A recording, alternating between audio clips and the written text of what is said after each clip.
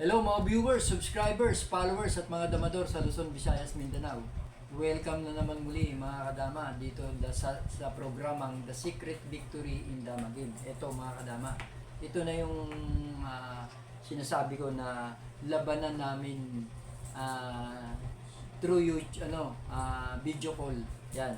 Iba, hindi rin taga rito itong nakalaban natin. Ito si Cesar Mata, kilala ring damador to.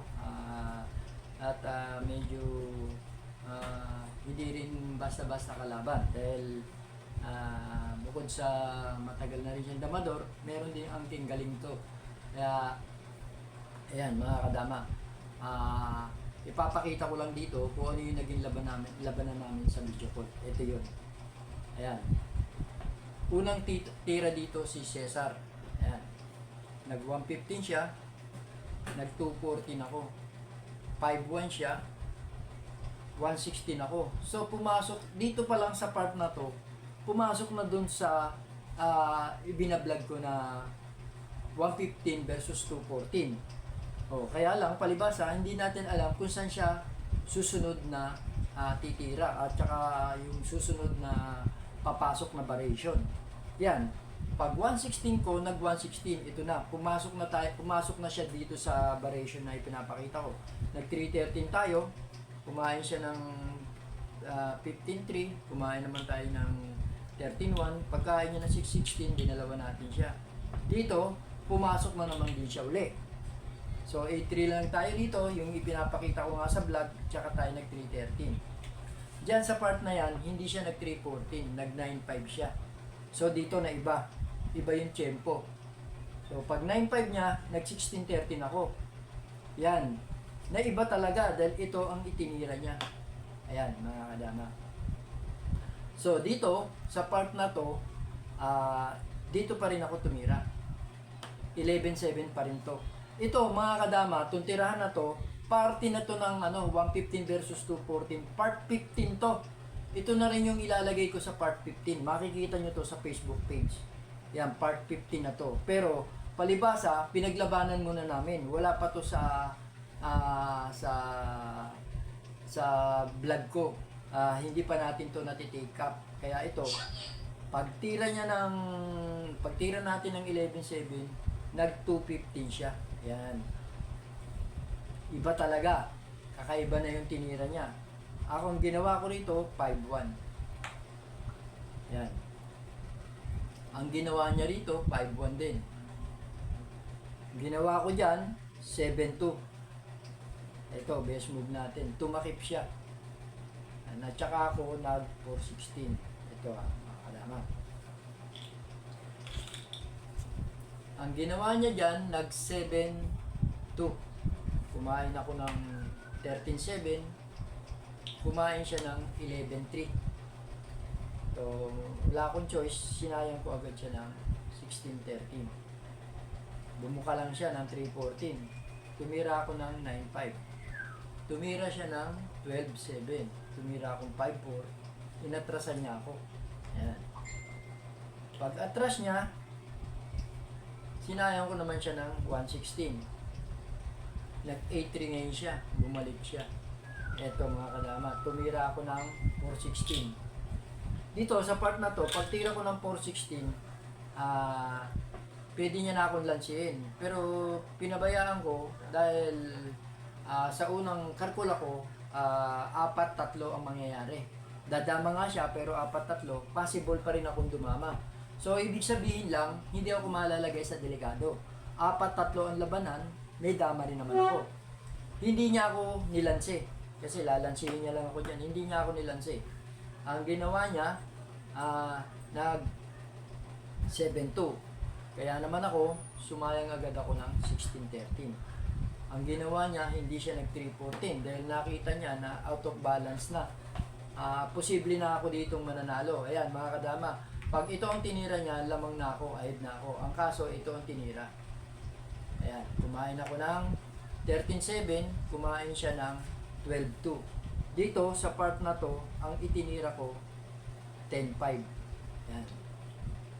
Tumira agad siya dito ng 14-16. Sinayang ko. Umilag siya. tsaka ako tumira ng yan 215. Ang ginawa ni Cesar, pinakain nitong 115. So ang ginawa ko naman, dito ako kumain 13.1. Pagkain niya doon, sinayang ko siya. Pagpunta niya rito, kumain ako ng balik 15.3. Ibinigay niya ito, ayan o, at tumira siya rito. Dito 4-2, dibalde siya ng 2. Ang ginawa ko, 13.3 lang ako. Sinayang ako dito. Nag 6.1 ako. Pagpunta niya rito, ayan mga dama, pagpunta niya dyan,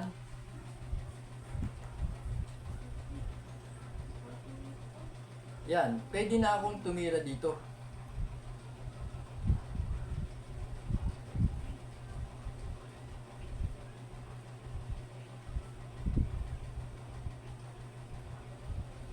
Yan, pwede na ako dito.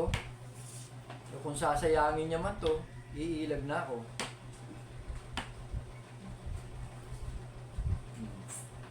So, kung sasayangin niya rin to, posible na rin akong umilag. Ayan. So, ibig sabihin lang, wala siyang mananakaw. Kaso, dito sa part na to, nawalan siya ng signal, kaya naputol na kami. Pero dyan sa part na yan, 4-2, possible na tayong manalo dyan. Ito rin yung kahinatnan na ipakikita natin sa part 15. Kasama na to dun sa iba-vlog ko sa inyo, part 15. Yan. Dumaan yung tabla dun sa lanse na kanina, nalalansi niya ako, pero hindi niya ginawa. Yun 4-3 naman yun. Pero dito, 4-2. So, ibig sabihin, meron siyang tablaan na dinaanan, pero hindi niya nagawa. Ito dito humantong. Ayan, nag-4-2. So, dyan, sa part na yan, iikot ang tirahan, pero ahead ako. Ahead ang itim dito. So, yun lang mga kadama. Kasi nawala na siya ng signal, hindi na namin na ituloy. Kaya dyan, pero kung continuous niyan, ahead na talaga ang itim dito. Siya na yung maghahabol ng tabla talaga rito.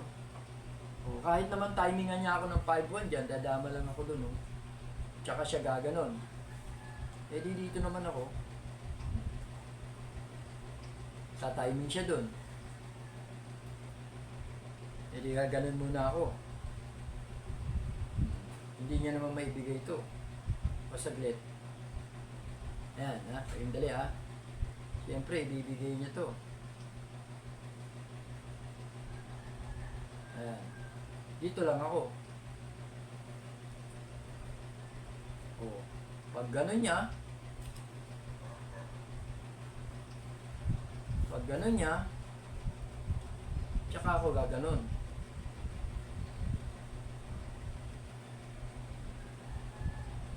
Wala na yung silbi, gaganunin nila mo.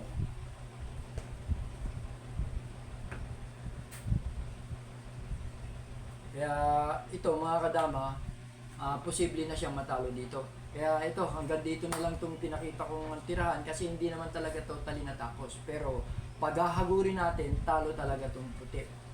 Ayan. So, sige mga kadama, sa susunod na pagkakataon, kita-kita tayo uli. At abangan nyo uli yung iba pang mga kalaro ko, dito ko na lang i-upload. Yan. See you soon.